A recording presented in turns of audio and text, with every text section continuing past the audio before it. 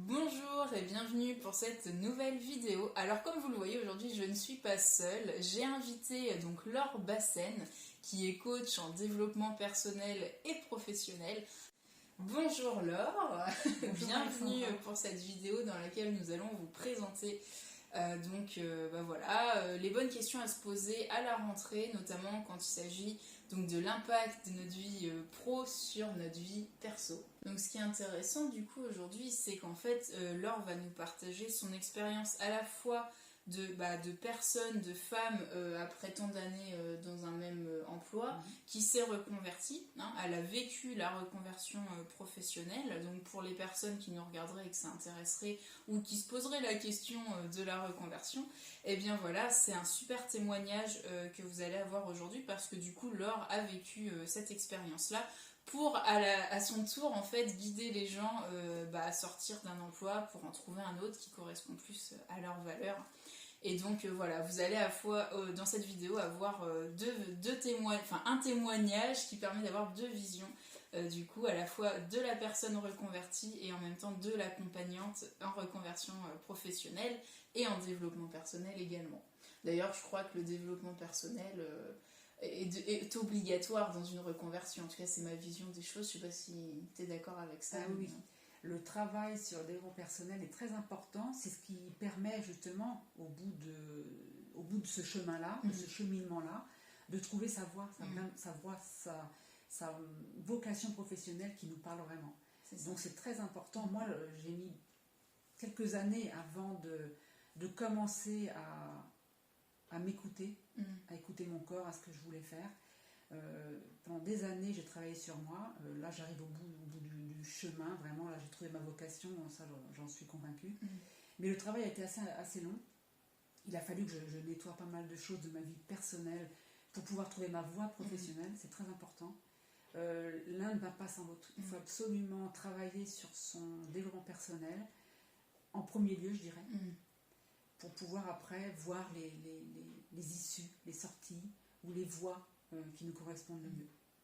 Donc du coup, en fait, ton conseil aujourd'hui, ça serait, s'il y a des personnes qui nous écoutent là et qui réfléchissent à la reconversion, ça serait de commencer à travailler, en tout cas d'avoir un an de développement personnel avant de chercher un métier ou de réfléchir à un métier qui pourrait leur plaire. Parce que c'est vrai que souvent, quand on parle reconversion, tout de suite on se dit bah oui, mais je sais pas quel métier je pourrais faire à la place, quoi. C'est souvent la question qui revient. Et donc du coup, toi, ton conseil, ça serait quand même plus de commencer par travailler sur soi, donc du coup peut-être réidentifier ses valeurs, Exactement. voilà, ce genre de choses. Exactement. Avant de chercher un métier, comme ça, se lancer comme ça, un métier, qu'est-ce qui va me rapporter, qu'est-ce que je sais faire, mes compétences, il faut d'abord, évidemment, se poser les bonnes questions sur soi et travailler sur ses valeurs, travailler sur ses envies, ses passions, se poser les bonnes questions sur qui je suis d'abord, qui je suis depuis tout petit, quelles ont été mes passions, qu'est-ce que j'aimais faire, apprendre à se connaître avant tout pour pouvoir, même sans effort, trouver notre voie professionnelle. Oui, c'est ça. Peut-être nous parler un petit peu de ton parcours. Qu'est-ce qui a fait qu'aujourd'hui tu es coach en développement personnel, quelle prise de conscience tu as pu avoir sur ton parcours, et l'idée c'est d'inspirer aussi donc les personnes qui vont nous regarder. Je suis coach professionnel depuis 2 ans maintenant. Après avoir travaillé pendant 15 ans dans une école, un centre de formation, en tant que secrétaire pédagogique, je me suis rendu compte au bout de 15 ans que j'avais plus du tout de possibilité d'évoluer dans ce travail-là. Ça faisait déjà quelques années que je tournais en rond, j'avais fait le tour. L'ambiance était super agréable, l'équipe professionnelle était super agréable, mais j'avais plus de sens pour moi. Je voyais bien depuis des années que j'étais plus motivée pour aller au travail. Et c'est lors d'un bilan de compétences que j'ai fait. C'était comme une révélation en fait. C'était vraiment. J'étais accompagnée par une personne très à l'écoute, alors qu'au début, les bilans de compétences, j'étais pas du tout ouverte à ça. Je me disais, mais je connais mes compétences. Et en fait, non, c'était une révélation. J'ai travaillé avec elle sur 6 mois à peu près.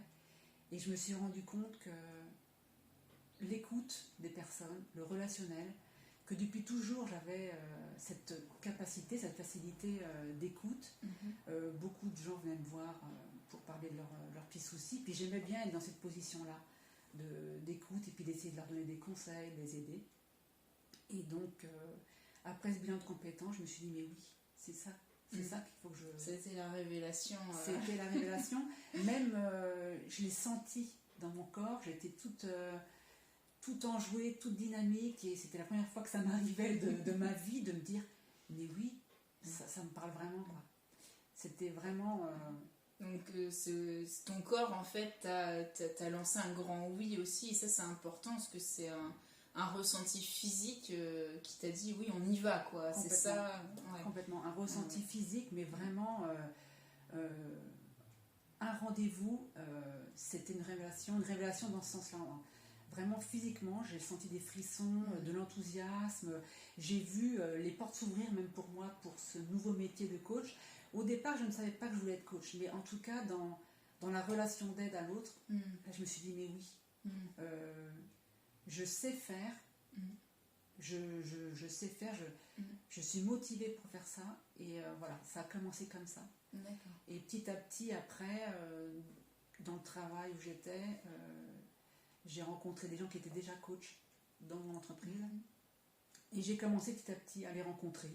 Il y en avait 2-3, donc on a pris des rendez-vous, j'ai commencé à m'intéresser à ce métier-là, et ça a été assez rapide en fait. En 6 mois, je me suis dit oui, je me suis précisée, et puis je me suis dit, voilà, coach professionnel, pourquoi pas, ça peut être super. Et voilà, très rapidement, j'ai trouvé une formation, très rapidement, ça a pris 2 ans quand même, le temps de trouver la formation, de trouver les financements, mais 2 ans en fait, c'est assez rapide, je trouve. Donc voilà comment j'en suis venue à cette formation-là. Oui, le côté sans effort, c'est important aussi, je pense, parce que souvent on a tendance à vouloir forcer le truc, à vouloir forcer le temps, un peu le destin aussi. On se dit, il faut que je sois reconvertie dans 1 an, dans 6 mois. Mais en fait, le temps, je pense qu'il est important aussi. Le temps d'accepter aussi nos compétences, de les découvrir. Ce que tu disais, que le bilan de compétences, ça t'a permis de mettre le doigt sur des choses peut-être qui étaient enfouies du coup. Exactement. Exactement, parce que je pense qu'on ne se connaît pas. On avance souvent, la plupart des gens avancent souvent, sans se poser trop réellement de questions, à part voilà, quel métier je vais faire, combien je vais gagner par mois, il faut que je nourrisse ma famille, etc. Et je pense que c'est une erreur, je pense. Moi, mon expérience perso, c'est exactement ça. Faut d'abord se poser les bonnes questions sur soi, qui on est vraiment. Et c'est ce que j'ai vécu. Et quand on parle de facilité, après, quand on a travaillé sur soi, dans mon cas en tout cas, c'était comme une révélation, parce que c'est venu à moi, mais vraiment subitement, en me disant, mais oui, c'est exactement ce que je pense pouvoir faire, et ce qui me fait vibrer. Voilà. Est-ce que tu as vécu peut-être des synchronicités ou des choses un petit peu, entre guillemets, inexplicables, des rencontres ou des choses comme ça qui sont venues naturellement à toi sans forcément chercher Mais je pense que là, suite à mon bilan de compétences, le premier pas que j'ai fait, c'est le bilan de compétences. En me disant, bon, il faut que je fasse quelque chose, il faut que je commence à bouger, je m'ennuie dans mon travail. Je pense que la synchronicité, c'est qu'il y avait déjà des coachs professionnels dans mon entreprise et qui ont été ouvertes vraiment, qui m'ont accueilli vraiment avec plaisir pour m'expliquer leur métier, etc. Et ça s'est enchaîné, il y en avait 3 ou 4. Et c'est pour ça que ça a été très facile pour moi, très rapide, de la décision d'être coach professionnel. Parce que sur mon chemin, justement, après ce bilan de compétences, voilà, les portes se sont ouvertes assez facilement. En fait, c'est fou parce que du coup, dans ton environnement, il y avait déjà la moitié de la réponse, quoi. Enfin, je veux dire, tu avais déjà l'indication sur...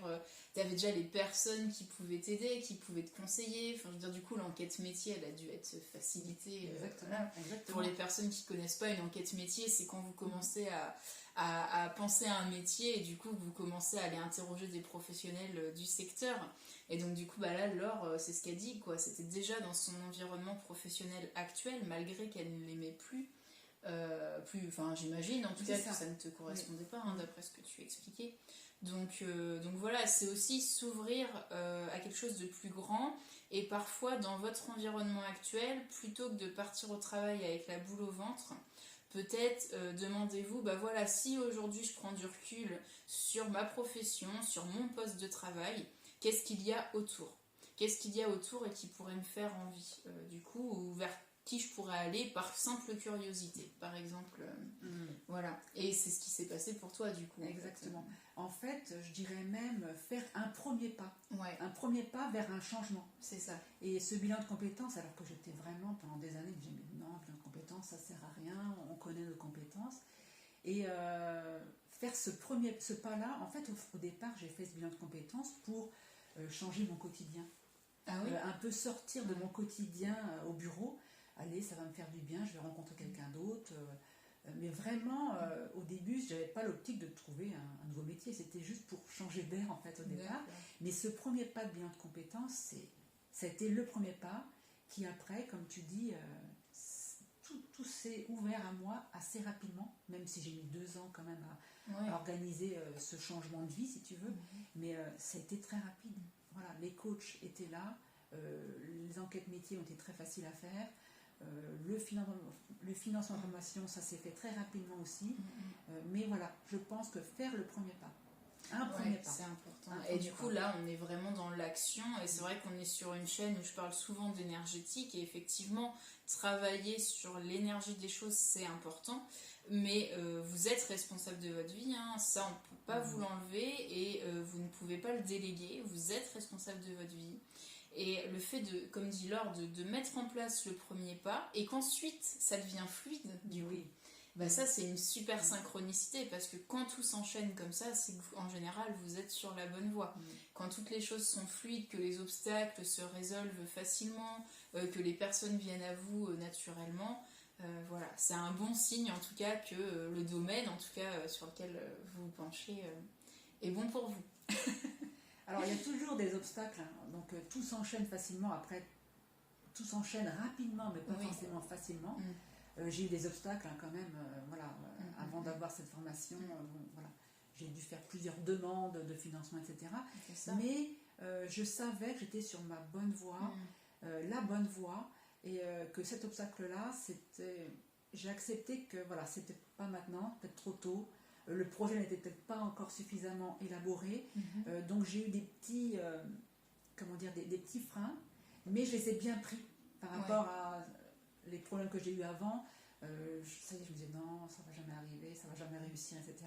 Et en fait là, j'étais dans une dynamique tellement positive que je disais c'est pas grave, allez, on décale, allez, dans 6 mois on refera une demande de financement, etc. Donc t'as persévéré aussi, quoi. C'est ça, c'est ne pas rester bloqué sur le premier obstacle et persévérer, parce que quand tu le sens, quand ton corps même te dit c'est ça, et faut pas lâcher le morceau. Exactement. Et voilà, j'ai pas lâché le morceau parce que je savais que j'étais sur la bonne voie et que je voulais absolument arriver à la certification de coach professionnel. Et j'étais entourée de mes collègues coachs qui exerçaient déjà dans mon entreprise, qui m'ont vraiment motivée, quoi, qui étaient avec moi, qui m'ont accompagnée. Des moments de doute, qui m'ont dit mais non, allez, continue. Voilà. Et ça m'a beaucoup aidée. D'accord.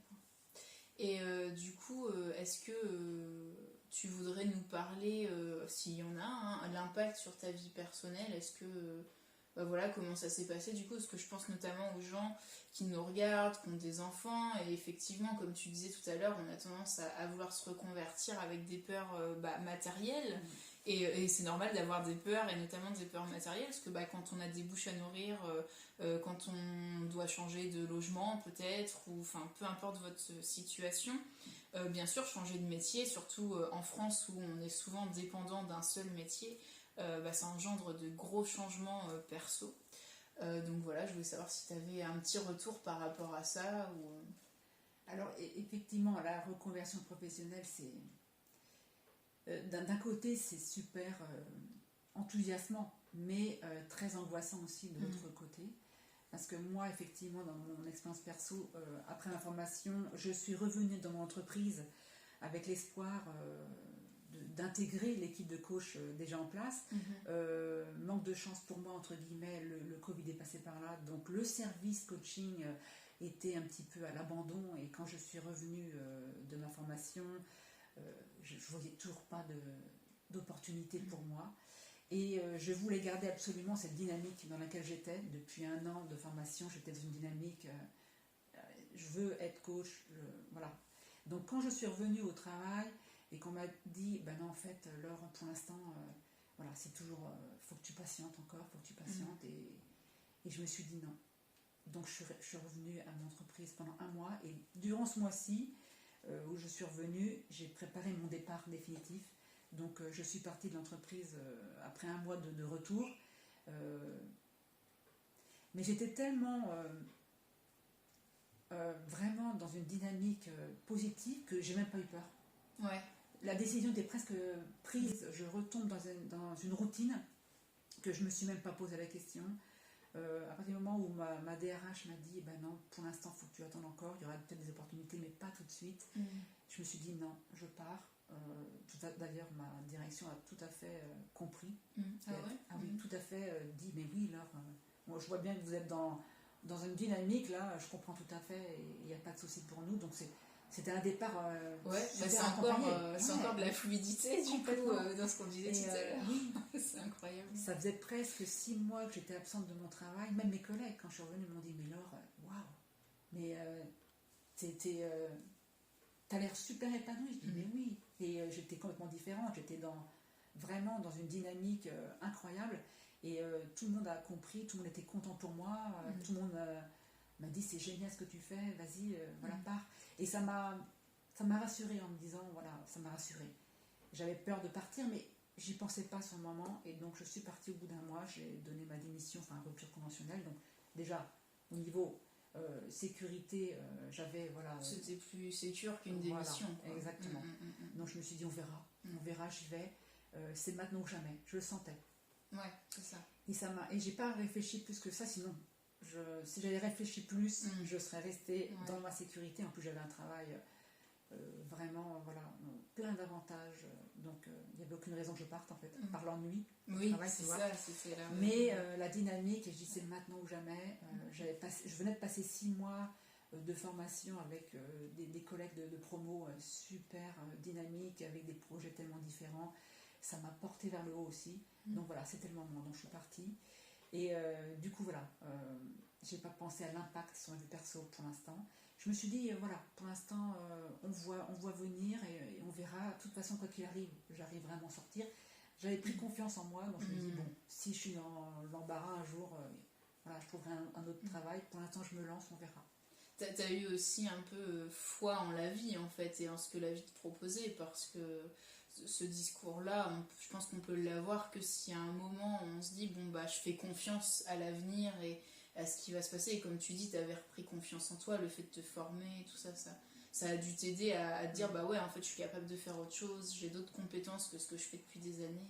Exactement. C'est ça. Exactement, j'ai repris confiance en moi et surtout dans mes capacités, en me disant mais en fait là mon travail, le travail que je faisais depuis des années, d'ailleurs depuis toujours, hein, je me suis jamais posé la question vraiment de ce que j'aimais faire avant ce bilan de compétences et avant ce travail de développement personnel aussi, surtout qui m'a beaucoup aidé.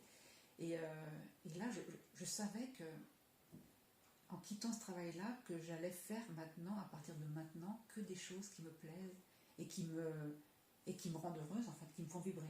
C'est ça. Voilà. Oui, c'est ça, c'est comme tu disais, tu le ressentais dans le corps, et je crois que ça c'est un signe. Alors tout le monde aura des ressentis différents, moi aussi j'en ai déjà eu des ressentis corporels, mais c'était pas forcément très agréable. Donc ça dépend des gens. D'autres ça peut être en rêve, voir des choses en rêve, voilà. D'autres ça peut être des capacités médiumniques également qui se réveillent ou autres. Mais si il y a quelque chose qui vous pousse, bah, à partir du moment où vous gardez quand même une sécurité financière, matérielle, je pense que c'est important quand même de le préciser, Mais allez-y, quoi, parce que vous voyez bien, Laure a l'air toute épanouie aujourd'hui. Ah mais oui, mais c'est fou. Je me vois pas, moi, épanouie, mais c'est les autres qui me renvoient ça. Les autres qui me renvoient ça depuis 2 ans maintenant. Et ça fait du bien, parce que tout le chemin que j'ai fait depuis 20 ans maintenant, et j'arrive là maintenant, je suis très contente d'en être là, même si... voilà, pour l'instant, l'avenir n'est plus sécurisé comme il l'a été, tu vois. Mais c'est pas grave. Je vis au jour le jour. Maintenant, le moment présent, maintenant, c'est mon... Oui, c'est le mot du jour, le mot de tous les jours. Moment présent... c'est pas facile à faire, hein, mais c'est vrai que... C'est pas facile. Là, j'ai l'air épanouie. Je suis épanouie. Mais il y a des gros moments de doute encore. Mais je garde en tête qu'il faut que je vive le moment présent, et que le moment présent, pour l'instant, il est très bien. Il n'y a pas de danger, il n'y a pas de... Pour l'instant, ça va. Et pourtant, je suis seule avec ma fille. Au niveau sécurité, c'est pas évident. C'est pas évident d'être rassurée. Mais je sais que je suis sur le bon chemin, et ça m'a permis de te rencontrer. Aussi, oui, c'est vrai. C'est grâce à ça qu'on se rencontre. Je dis souvent que je suis libre maintenant. Mais c'est vrai que la liberté... la liberté. Je me sentais depuis quelques années dans ce travail emprisonnée, c'est vrai. Quand j'allais au travail, c'était... Et pourtant, le travail en lui-même, les équipes, mes collègues, super adorables, le travail très intéressant, mais je me sentais plus à ma place du tout. Et ça se ressentait physiquement. J'avais des problèmes de dos. Tu disais que le corps parlait, mais j'ai eu de gros problèmes de dos qui m'ont vraiment bloqué pendant des mois et des mois. Mais à l'époque, je n'écoutais pas mon corps. Mais avec le recul, oui. Voilà, c'était le moment, c'était mon corps qui me parlait, le moment de dire, mais non, ça suffit, ça fait 15 ans que tu es là. Ok, tu es en sécurité, les collègues sont super sympas, le travail est super intéressant, mais c'est pas ta voix, quoi. Tu avais quelque chose de mieux pour toi à faire, de plus épanouissant. Voilà. D'ailleurs, pour les personnes qui ne les auraient pas encore vues, je vous mets des liens en haut, en barre d'infos, pour les vidéos que j'ai fait justement sur le rapport au corps. Très intéressant, hein, surtout dans ces périodes-là où on doute beaucoup. Votre corps vous envoie beaucoup de messages, et c'est important de creuser un petit peu ce sujet-là, en tout cas si ça vous parle. Je vous mets tout ça là-haut. Et oui, et ne pas attendre que notre corps nous parle jusqu'à la douleur. Oui, c'est ça. Erreur que j'ai faite, parce que j'ai commencé à prendre en compte ce que mon corps me disait, mais une fois que j'étais sur mon lit, sur mon canapé, à ne plus pouvoir bouger. À plus pouvoir bouger. Donc, apprendre à s'écouter avant. Il y a toujours des signes avant-coureurs qui préviennent, des petites douleurs, des petits trucs qui se réveillent, on ne sait pas trop pourquoi. Hein. Et effectivement, la dernière étape, c'est soit la maladie grave, soit le fait de ne plus pouvoir bouger, d'être bloqué complètement chez soi, et de se sentir complètement rabaissé aussi, parce que du coup, on se demande ce qui nous arrive quand c'est le cas. Donc oui, très important le rapport au corps dans toutes ces périodes-là, et c'est aussi un très très bon outil de développement personnel, notre corps. D'apprendre à lui parler et à l'écouter, c'est un super outil de développement personnel, parce que c'est quand même notre véhicule dans ce monde 3D, hein, donc il ne faut pas l'oublier. Exactement.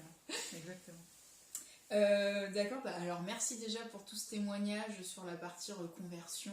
Je pense que ça peut inspirer de nombreuses personnes qui vont nous regarder. Du coup, tout ce chemin-là t'amène au sujet de devenir, de créer ton entreprise en tant que coach en reconversion professionnelle et en développement personnel.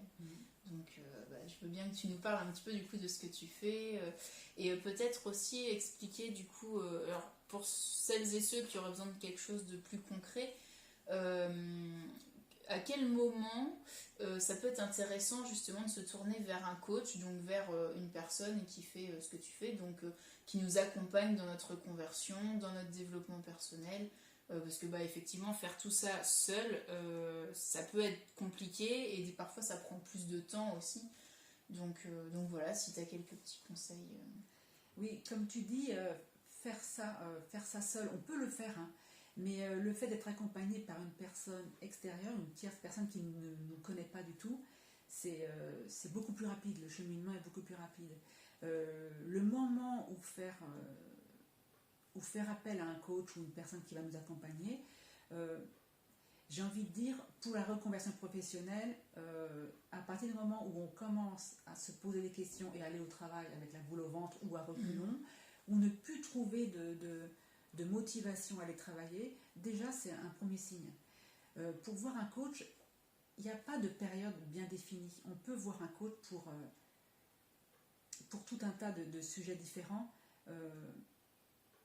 À partir du moment où on commence à ne plus se sentir bien dans sa vie perso déjà, ou se poser des questions dans sa vie perso ou dans sa vie pro, l'un ne va pas sans l'autre. Voilà. D'ailleurs, le développement personnel, comme je disais tout à l'heure, c'est la priorité. Donc, à partir du moment où on n'arrive plus à trouver de motivation le matin en se levant, ou même un petit problème, un petit souci, un petit mal-être, si tu veux, on peut faire appel à quelqu'un dès ce moment-là. C'est ça. Ne pas attendre que ça n'aille plus, justement. Essayer de se prendre en main avant, ne pas faire mon erreur, en fait. Ne pas attendre, dire demain ça ira mieux, ou voilà, etc. Et de se sentir bloqué, du coup, exactement. chez soi, à ne plus pouvoir bouger. Tout à fait. C'est ça, l'erreur que j'ai faite, c'est ça, c'est d'attendre en disant, mais non, aujourd'hui ça va, j'attends jusqu'au jour où vraiment ça, voilà, tout nous tombe dessus et on n'a plus le choix que de se prendre en main. Donc là, le moindre petit signe, le petit mal-être intérieur, justement, écouter son cœur, son corps et son cœur, lapsus. À partir de ce moment-là, on peut faire appel à quelqu'un qui va nous accompagner sur une petite durée, ça peut être très rapide. Ça peut, oui, du coup, oui, si tu veux nous parler un peu plus de comment ça se passe concrètement pour les gens qui ne connaissent pas du tout ce métier-là. Alors, oui, le coaching, ça peut être... Alors, moi, j'aime bien faire des coachings longs aussi parce qu'il faut laisser le temps de cogiter, de mûrir, de ne rien faire, de ne pas penser. Sur 6 mois, j'aime bien faire des coachings sur 6 mois parce qu'on a le temps sur 6 mois de réfléchir, de penser à autre chose. On voit le coach une fois tous les 15 jours qui nous remet un petit peu sur le bon chemin de réflexion, apprendre à se connaître déjà dans un premier temps, après apprendre à savoir ce qu'on veut dans l'avenir, qu'est-ce qui nous fera plaisir, et puis après le coach est là pour t'accompagner à trouver des solutions, surtout des solutions, ou sinon il y a des coachings qui peuvent se faire très rapidement. Ça dépend de la problématique en fait. Une problématique un peu plus psychologique, reconversion professionnelle, ça peut être un peu plus long. Par contre, un petit souci de manque de temps, j'arrive pas à équilibrer ma vie pro et ma vie perso, ça peut être très rapidement résolu. D'accord. Avec l'aide de quelqu'un qui va t'apporter des solutions, des idées pour t'organiser à la maison, tout simplement. D'accord. Trouver ce qui te fait plaisir pour pouvoir équilibrer ta vie pro, ta vie perso. Oui, c'est ça. C'est parfois on dit j'ai pas le temps, mais en fait on place peut-être pas les priorités non plus au bon endroit.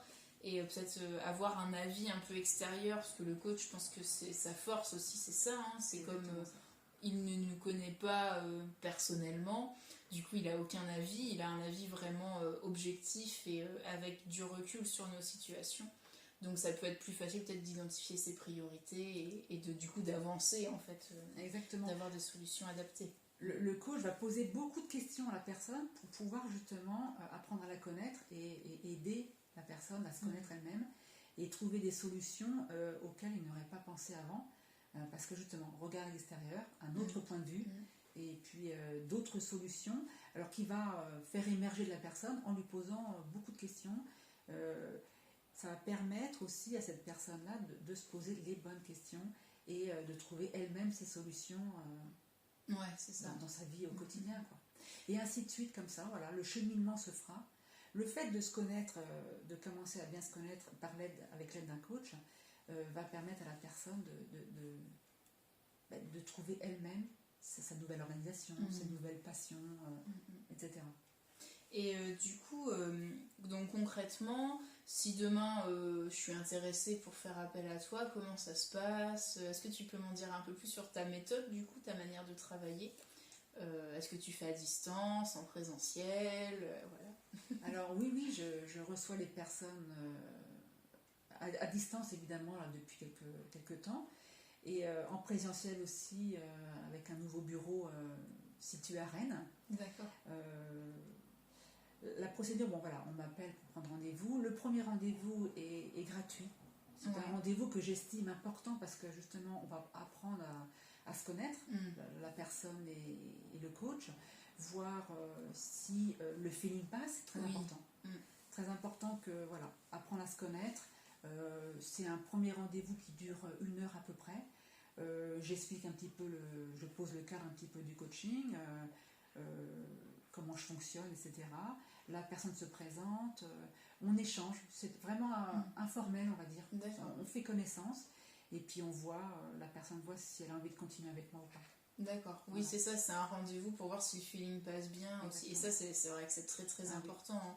Et ça, je vous le recommande très régulièrement, mais c'est vrai, si vous choisissez un coach, un thérapeute ou même votre médecin généraliste, il faut qu'il y ait un feeling. C'est très important parce que c'est des gens qui vont vous aider à évoluer, qui vont prendre soin de vous, qui vous aider à évoluer, que ce soit sur le plan de la santé, sur le plan de la psychologie ou sur le plan de l'évolution personnelle et professionnelle.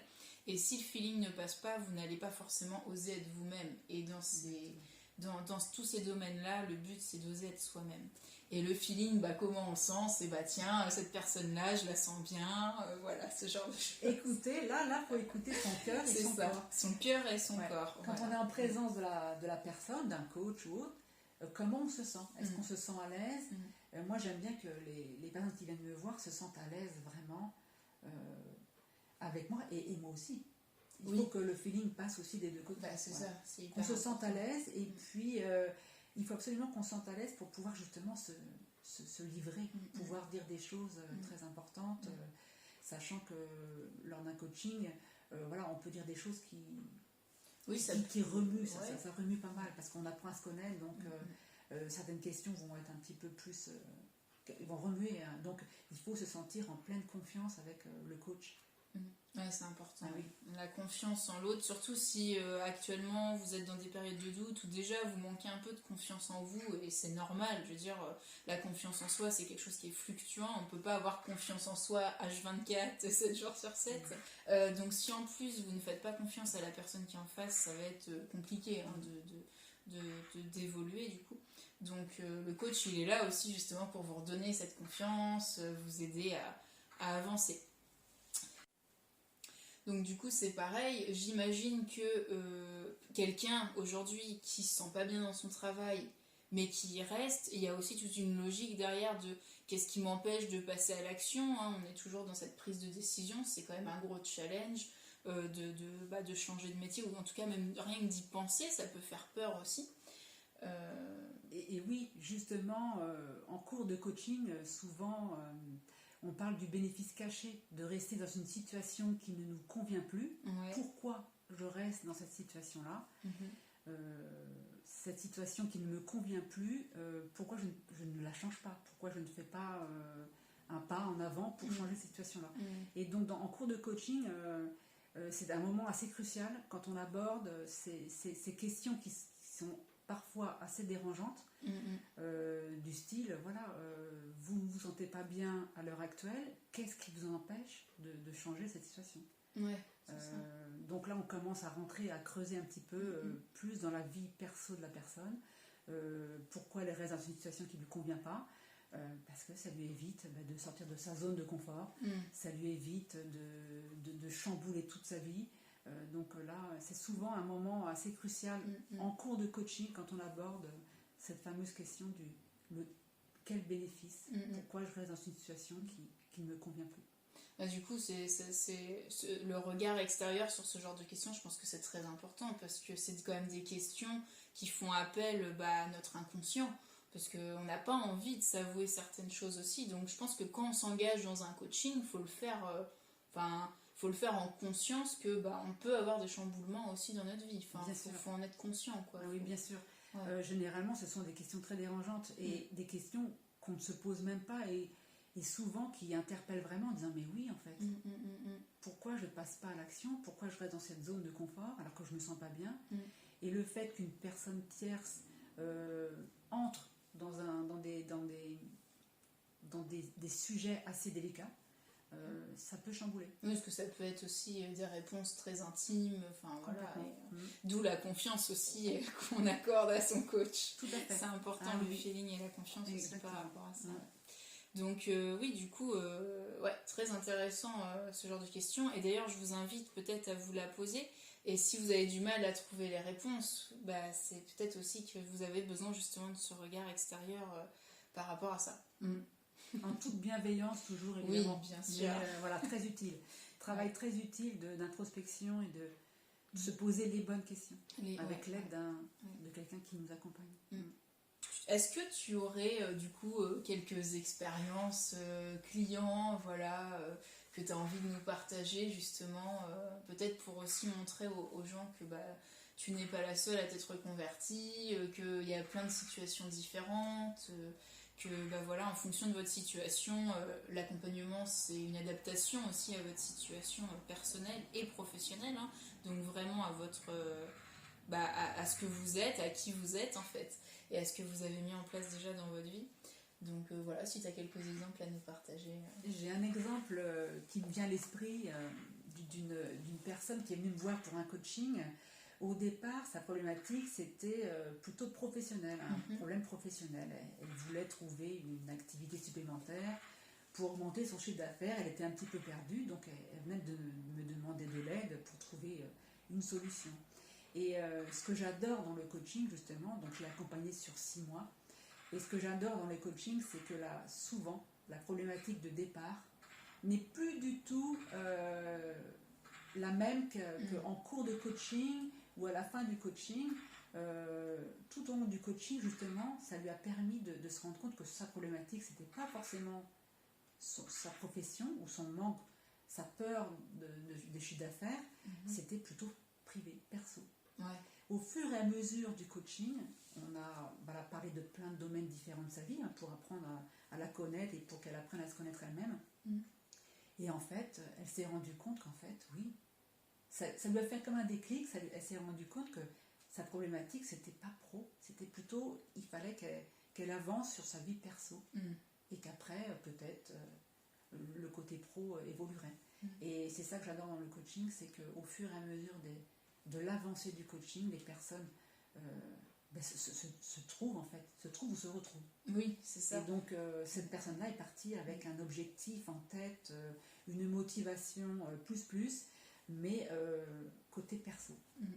C'est incroyable parce que c'est vrai que si cette personne, du coup, elle avait voulu avancer toute seule, en fait, elle se serait acharnée sur le côté pro. Alors que finalement, la problématique venait peut-être d'une vie de couple ou au contraire d'une vie sentimentale, d'enfants, de finances, voilà. Et c'est vrai que moi-même, je l'ai vécu dans ma vie. À vouloir trop travailler sur le côté pro, on se rend compte que ça a un impact énorme dans nos vies perso. Et parfois, on peut laisser nos compagnes, compagnons de côté ou nos enfants. On veut tellement avancer sur le côté pro que parfois on en oublie aussi une partie. Et le fait d'avancer seul, en fait, c'est le risque aussi. C'est le risque de n'avoir personne pour nous recadrer, en fait, qui a un regard extérieur, justement, et qui nous recadre en disant « Oh, et c'est bien le côté pro, mais à un moment, il faut se reposer, il faut aussi profiter de la vie de famille. » Et oui, je l'ai vécu aussi, donc je vois tout à fait l'idée. Et oui, du coup, cette personne-là, elle est repartie avec plein d'objectifs. Mais privés, personnels. Et j'ai eu des nouvelles 6 mois, même 1 an après. Et alors, je ne sais pas si au niveau pro, ça avait changé, mais en tout cas, au niveau perso, elle était beaucoup plus épanouie. Elle avait mis en place des actions, des petits pas par petits pas. C'est ça, des petites actions. Elle avait commencé à changer sa vie perso, petit à petit. Et elle était beaucoup plus épanouie. C'était incroyable. Et c'est ça que j'adore. J'adore. On n'a pas résolu son problème de chiffre d'affaires forcément, mais en tout cas, elle est beaucoup plus épanouie, plus heureuse. C'est ça. Dans sa vie perso. Et je suis sûre, l'un va pas sans l'autre, comme je disais tout à l'heure, que le fait de travailler sur sa vie perso va aboutir à une vie pro plus épanouie. C'est sûr. Ouais. Ah oui, j'en suis convaincue également. Ouais. Donc merci Laure pour toutes ces informations, j'espère que ça vous aidera vraiment grandement. N'hésitez pas à réécouter la vidéo si c'est nécessaire, parce que rien que dans notre discussion, il peut y avoir aussi des choses qui font prendre conscience, mais des fois qu'on a besoin de réécouter aussi. Si vous souhaitez contacter Laure, bien sûr, je vous mets tous les liens en barre de description, donc ton site internet, hein. Du coup, les gens peuvent te contacter directement via ton site, via l'email ou le numéro de téléphone. Oui, bien sûr. Voilà. Tu es assez disponible en ce moment? Ah oui, les réponses sont assez rapides. Vous pouvez m'envoyer un message. Voilà, je réponds dans les 24 heures. Vous aurez une réponse. Voilà. Donc, voilà, vous aurez toutes les informations de Laure en barre de description si jamais le feeling est bien passé. Oui, c'est ça. Exactement. C'est ça. Et puis, bien sûr, vous retrouvez aussi toutes mes informations, mes réseaux sociaux, etc. en barre de description. Pour les personnes pour qui ça aurait vraiment chamboulé cette vidéo, je vous rappelle que je vous offre un soin pour apaiser le stress et l'anxiété. Il est juste au début de la barre de description, donc n'hésitez pas à le télécharger déjà pour reposer tout ça. Et ensuite, voir si vous avez besoin de vous faire accompagner. Je pense que Laure le fera avec grand plaisir. Avec grand plaisir. Écoute, merci en tout cas d'avoir accepté de faire cette vidéo. Merci à toi. Merci. Ça a été super, moi j'ai passé un super moment. J'espère que mes abonnés également. Et peut-être qu'on se reverra pour une prochaine vidéo sur un autre sujet. Bien sûr, avec plaisir. Dites-nous d'ailleurs en commentaire si ça vous intéresserait que Laure vienne nous parler un peu plus du côté développement perso ou autre. N'hésitez pas à me le dire en commentaire et on se refera une vidéo avec grand plaisir. Avec plaisir. Merci beaucoup Alexandra. Merci. À bientôt à toutes et tous. Ciao ciao.